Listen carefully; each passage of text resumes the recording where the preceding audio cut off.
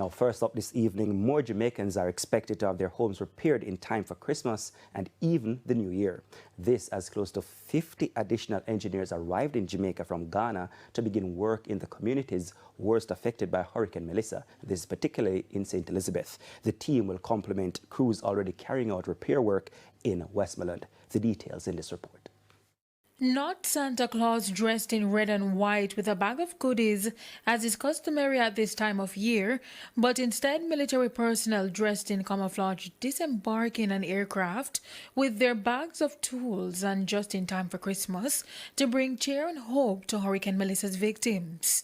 These personnel will go straight to work to repair roofs and other infrastructure in some of the most hard-hit communities. 58 personnel from the engineering regiment, the engineering corps rather, of the 48th Regiment of the Ghanaian Armed Forces landed last night, transported here together with equipment from as mundane as wheelbarrow and chainsaws to generators, rations, self-sustaining, solar lamps, construction equipment, all here. The Ghanaian military engineers are expected to work in Jamaica for the next 6 weeks. They will be deployed to communities identified in 3 communities to start, identified in St. Elizabeth, based on the assessments undertaken by the MLSS. We know that the armed forces of the Guyanese Defense Force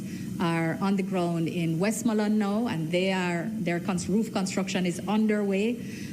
So this is the next phase.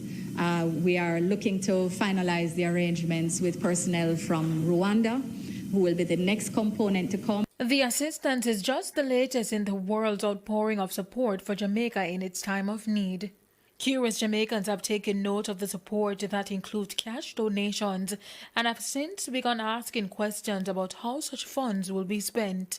The Foreign Affairs Minister, Camilla Johnson-Smith, sought to address these issues. Sometimes members of the public hear announcements of countries giving millions of dollars of support to Jamaica, and in their minds, it means that they are giving millions of dollars of cash to the government of Jamaica.